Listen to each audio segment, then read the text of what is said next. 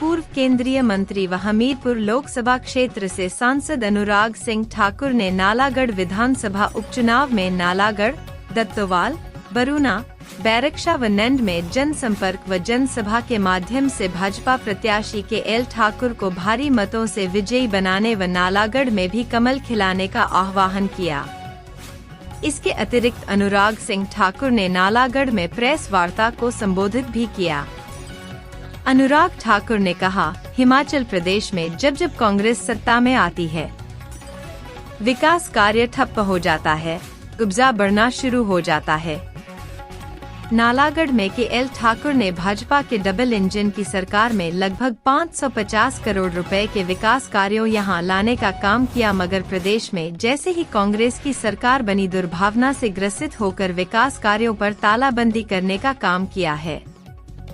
कांग्रेस ने मात्र 1.5 साल में 25,000 करोड़ का कर्ज लेकर प्रदेश पर कर्ज का बोझ 95,000 करोड़ पहुंचा दिया। कांग्रेस ने प्रदेश को दिया तो कुछ नहीं, लेकिन यहाँ चल रहे स्वास्थ्य संस्थान, शिक्षा केंद्र, सरकारी स्कूल में बच्चों को दी जाने वाली वर्दियां हो या मजदूरों को मिलने वाली सुविधाएं हो, सब बंद करने का काम किया। कांग्रेस बताए आखिर जनता का कसूर क्या है। एक तरफ वो कहते हैं कि हमने हिंदुओं को हराकर कांग्रेस की सरकार बनाई, दूसरी तरफ वो मूलभूत सुविधाओं जैसे बिजली, पानी व सड़क के लिए भी प्रदेश की जनता को तरसा रहे हैं। आगे बोलते हुए अनुराग ठाकुर ने कहा, हिमाचल की सरकार अपने ही उद्योगों को चौपट करने में लगी है, जबकि मैंने हमारे ट्रक यूनियन के अनुरोध पर मध्य प्रदेश की सरकार से बात करके एंट्री टैक्स बंद कराकर प्रति ट्रक 2,500 रुपए का फायदा कराने का काम किया है। कांग्रेस बताए कि उसने प्रदेश के हित में पिछले 18 महीने में क्या काम किया है। झूठी गारंटियां देकर सिर्फ जनता को ठगने का काम कांग्रेस सरकार ने किया है।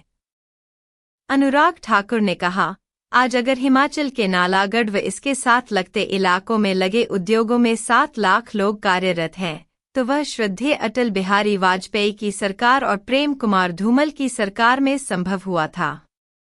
यह औद्योगिक पैकेज अटल और धूमल की सरकार के समय 2002 में मिला था, मगर उसके बाद की कांग्रेस सरकार ने इसमें भी अड़ंगा लगाया। कांग्रेस भाजपा के हर विकास कार्यों को रोकने का भरसक प्रयास करती रही है। नालागढ़ में भाजपा प्रत्याशी के एल ठाकुर ने कभी सेवा भाव में कोई कमी नहीं रखी। मेरा कार्यकर्ताओं से निवेदन है कि फिर एक बार नालागढ़ में कमल खिला करके एल ठाकुर जी को पहले से ज्यादा मतों से फिर एक बार विधायक बनाएं। के एल ठाकुर ने भारतीय जनता पार्टी की सरकार के समय नालागढ़ में अभूतपूर्व विकास कार्यों को धरातल पर उतारने का काम किया है। अनुराग ठाकुर ने कहा कि कांग्रेस की सरकार ने लोकसभा चुनाव में हर ताकत का इस्तेमाल किया, लेकिन फिर भी नालागढ़ के लोगों ने हमें यहां से 15,000 से ज्यादा वोटों की लीड दिलाई। मोदी सरकार ने 3 बार पेट्रोल और डीजल का दाम कम किया, लेकिन प्रदेश की कांग्रेस सरकार ने अपने कार्यकाल के 6 महीनों में ही 2 बार पेट्रोल और डीजल के दाम बढ़ाकर जनता पर महंगाई का बोझ डाला है।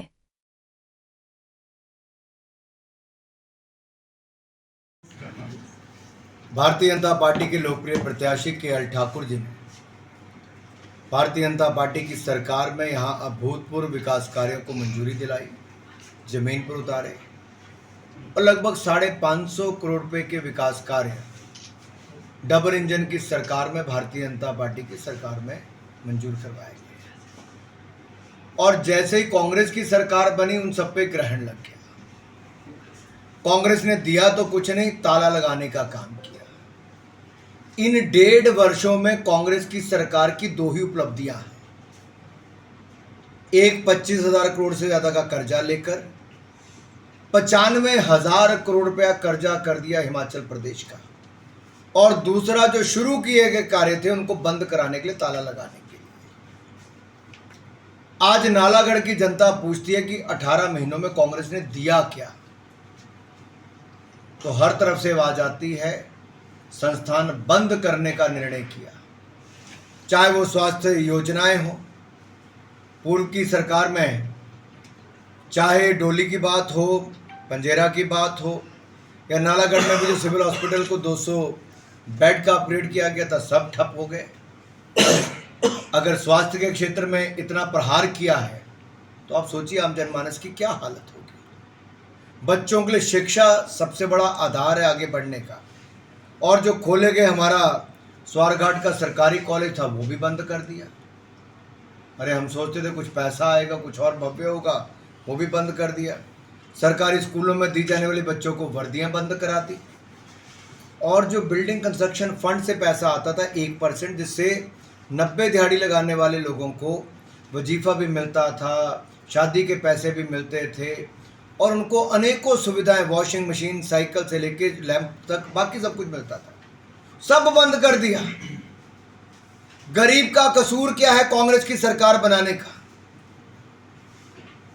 एक तरफ वो गाली निकालते हैं कि हिंदुओं को हराकर सरकार बनाई, दूसरी तरफ गरीबों पर प्रहार करते हैं और ताले लगा देते हैं शिक्षा संस्थानों पर भी और स्वास्थ्य की सेवाओं पर भी।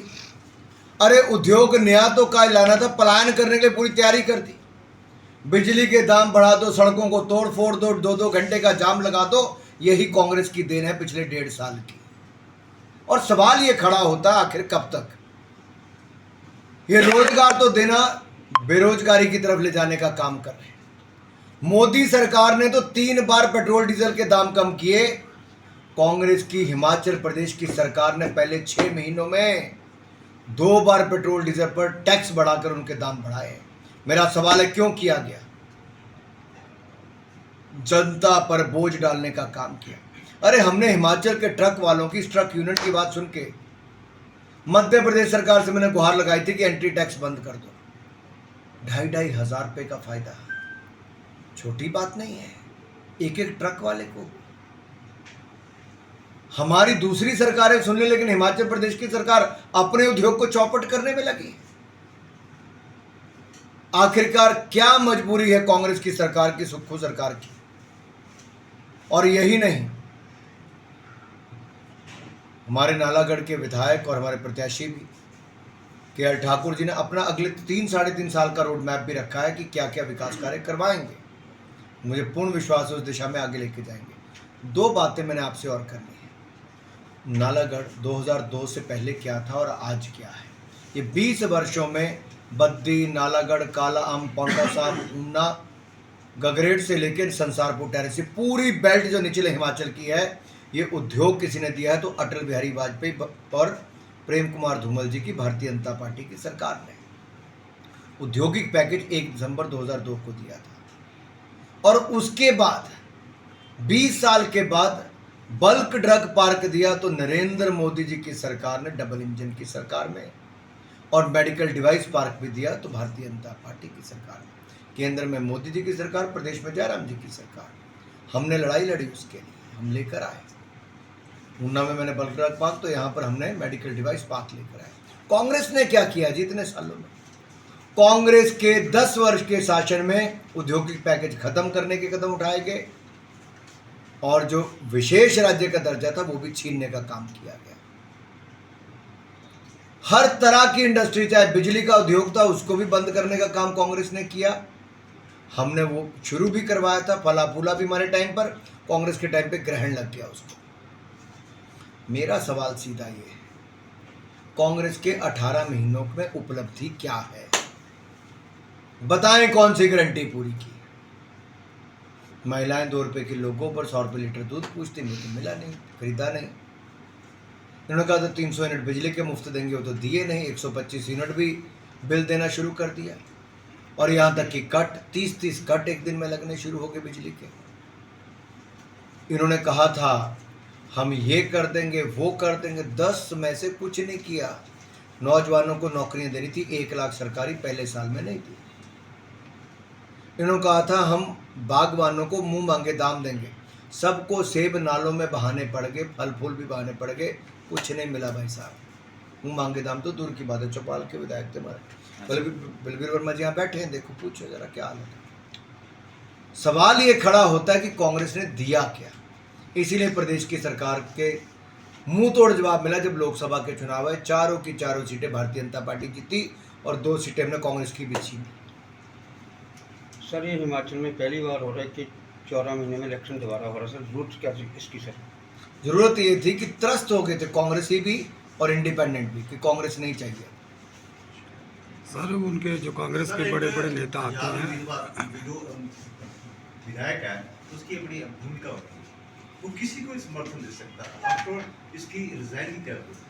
देखिए, जब ये लगा कि भारतीय जनता पार्टी ने देश में इतना विकास किया, देश को 11वें नंबर से दुनिया की 5वीं बड़ी अर्थव्यवस्था बना दिया, डबल इंजन की सरकार का लाभ हिमाचल प्रदेश को इतना मिला कि 4 लेन हाईवे अगर बद्दी नालागढ़ को किसने दिया तो नरेंद्र। उनके बोलने से बड़ा थोड़ी हो जाएगा, सच्चाई है 240 बड़ा है। भारतीय जनता पार्टी के पास सीटें ज़्यादा है, उनके तो पूरे समूचे विपक्ष की गिन के भी 240 के आसपास नहीं आती, हमारी अकेले की 240 है। और कांग्रेस के 3 चुनाव 2014, 19, 24 गिनोगे, तीनों को मिलाओगे तब भी 240 सीटें नहीं होती। सर कहीं ना मैं कहीं इसलिए कह रहा हूँ कि इनको भय और भ्रम फैलाने की आदत है, इसलिए बोल देंगे अनाप शनाप ये लिया जी वो लिया। अरे सब कांग्रेसी थोड़ी हैं जिनके घरों में 350 करोड़ रुपए मिल रहा है सांसद के घर पे, जिस मंत्री के, पीए के, ड्राइवर के घर पे 25 करोड़ मिल रहा है। इन्होंने शो कॉज नोटिस हुआ है, जवाब देंगे तब पता चलेगा, सबूत देने पड़ेंगे अदालत में, नहीं तो मुंह तोड़ मुंह की खानी पड़ेगी इनको। सर अगर देखा जाए जो ऐसे कोई छोटी मोटी घटनाएं भी आती हैं कि जो नालागढ़ का सरकारी तंत्र है ये कांग्रेस के पक्ष में काम कर रहा है, तो इसके बारे में क्या कहना है? ऐसी घटना आई देखिए, है सामने? पूरे लोकसभा चुनाव में भी कांग्रेस ने पूरी ताकत लगा दी, पूरे अधिकारी कर्मचारियों को लगा दिया, पूरा दबाव बना दिया। पुलिस ने वो किया जो रोकना चाहिए था, वो करने का काम किया जो रोकना था। आप समझ रहे मैं क्या कह रहा हूँ? उसके बावजूद हम चारों की चारों लोकसभा सीटें जीते, हम तीनों की तीनों विधानसभा भी जीते। सर बार बार सुक्खू जी बोल रहे कि आपकी जो राजनीति तोड़ने की है, ये कांग्रेस कह रही है। अरे भाई, देश में जिन्होंने 96 सरकारें धारा 356 में गिराई हों, यानी कि सेंचुरी बनाने का रिकॉर्ड होने वाला था इनका, इनके हर प्रधानमंत्री ने राज्यों की सरकारों को गिराने का काम किया। आप याद करो अयोध्या जी में क्या हुआ, जब राम मंदिर मूवमेंट चली, हिमाचल में शांता जी की सरकार थी, किसने गिराई? कांग्रेस ने। क्या वजह थी यहाँ पे सरकार गिराने की? कोई बनता था कोई वजह? गिराई। कितने राज्यों में हमारी सरकारें गिराई इन्होंने? इमरजेंसी किसने लगाई देश में? कांग्रेस ने। नेहरू जी ने, रिकॉर्ड चलता था कि नेहरू से ज्यादा सरकारें गिराएंगी इंदिरा जी, इंदिरा से ज्यादा गिराएंगे राजीव जी, राजीव से गिराएंगे मनमोहन सिंह जी। इनका काम ही गिराने का था। और इनके समय तो भोपाल ट्रेजिडी में हजारों लोगों की मौत हुई तो विदेशियों को भगा दिया गया, पकड़ा नहीं गया। ये वो लोग हैं जो हिंदुस्तान के लोगों के साथ खड़े नहीं होते। सर केएल सर से एक सवाल है सर, लोगों में जो थोड़ा बहुत खफा है लोग आपसे, जब आपने आज़ाद विधायक का लड़ा था उम्मीदवार के लिए, तो आपसे ये जानना चाहेंगे कि जब आपने इस्तीफा दिया तो तब क्यों नहीं लोगों के कहने पर मतलब उनसे बातचीत की? क्योंकि जब आप आज़ाद लड़ रहे थे तो आपने लोगों से पूछा था कि क्या मेरा क्या कसूर है और मुझे क्या लड़ना चाहिए आज़ाद या नहीं, तो इस्तीफा देने के समय आपने लोगों को क्यों छोड़ दिया? लोगों की खफा शायद इस वजह से आपके साथ, क्या कहेंगे? नहीं, वो भ्रम कांग्रेस ने ही फैलाया था। अब लोगों को समझा दिया गया कि लोगों के हित के लिए, बड़ा दिल रखकर बड़ा काम के लिए बड़ा त्याग किया है, क्योंकि कोई काम हो नहीं रहे थे, एक भी काम नहीं, सारे इंस्टीट्यूट बंद कर दिए थे, पूरा विकास कार्य बंद कर दिए थे। हमारे जो समर्थक प्रधान थे उनके अगेंस्ट FIR हो रही है, हमारे लोगों के अगेंस्ट FIR हो रही है। तो हमने ये समझा, जब हमें इतना विश्वास था कि लोगों के हित के लिए हम कर रहे हैं, तो जब हमने समझा कि अब आज़ाद विधायक के तौर पर इस विधानसभा में रहने के औचित्य नहीं है, भाजपा के विधायक बनकर जाएंगे और भाजपा की सरकार बहुत जल्दी बनने जा रही है और तोड़ विकास दोबारा होगा, इसलिए उनके हित में काम किया, वो समझ गए हैं और हमारे साथ बिल्कुल हमारे साथ। आप देखिए मुकाबला कहाँ है जी, कहाँ मुकाबला है, कहाँ उनके प्रत्याशी, कहाँ हमारा प्रत्याशी। चाहे पढ़े लिखे की बात करो, अपने एक्सपीरियंस की बात करो, ईमानदारी की बात करो, एक छवि की बात करो, कोई तुलना है क्या? कोई तुलना ही नहीं है। हमने एक ऐसा प्रत्याशी दिया जो लोकप्रिय भी है, ईमानदार भी है और कर्मठ भी है। और दूसरी ओर क्या है, उसके झंडे झूल रहे हैं पूरे जगह, वो आपको पता ही है। ठाकुर साहब मेरा आपसे आखिरी सवाल है 6 उपचुनाव हुए आपका आखिरी कि सबका आखिरी? नहीं सर मेरा है इनका आखिरी। 6 उपचुनाव हुए उसमें से 4 आप हारे, आपकी कॉन्स्टिट्यूंसी भी हारे सर बीजेपी का विधायक, तो क्या कहेंगे सर इसमें? जनता का जनादेश है, उसमें आत्ममंथन करेंगे क्यों हारे गए उन 4। लेकिन आप देखो 6 तो हमारी नहीं थी, हम 2 जीते हैं, एडिशन हुई 25 से 27 हो गया। आप इसको दूसरी तरह से देखोगे तो भारतीय जनता पार्टी कांग्रेस की 6 सीटों में से 2 जीत कर आए। सर आप नजरिया देखने का है। आपकी कॉन्स्टिट्यूंसी से हारे सर इंदिरा राणा जी, कांग्रेस में वो जीते, बीजेपी में आगे वो वहाँ से हारे सर, तो क्या कहेंगे इसमें सर आप? मैं तो यही कहूँगा सब पे आत्मचिंतन, आत्ममंथन और इसकी गहराई में जाना चाहिए, सर पार्टी जाएगी। आज तो उपचुनाव की बात कर रहे हैं। सर आज जो चुनाव हो रहे हैं इस पे कितने दावा करते हैं आप, कितनी सीटें जीतने का? हम तो सारे जीत रहे हैं। 3 की 3 सीटें। तीनों की तीनों बीजेपी के खाते में जा रही है, लेकिन पूर्ण बहुमत तो नहीं बन रहा। अब सवाल ये है कि केरल ठाकुर साहब अभी कह भी रहते हैं कि सरकार बीजेपी की है, तो क्या इसका इशारा ये मान लिया जाए कि एक और ऑपरेशन लोटस होने जा रहा है प्रदेश में? मैं इतना ही कहूँगा, आप इसको शब्द अपनी मर्जी से मत दें, उन लोगों की पीड़ा को समझे जो छोड़ कर आए। उनके पास 3.5 साल थे, वो अपने दल में थे, वो राज्यसभा में वोट हमें दे भी देते तब भी अपनी पार्टी में बने रह सकते थे। आने वाले कांग्रेस ने उनको नकारा है और उन्होंने भी कांग्रेस को छोड़ा है। और जब हम 25 विधायकों के साथ राज्यसभा का चुनाव जीत सकते थे, तो आज तो 27 है, 3 और जीतेंगे तो 30 हो जाएंगे।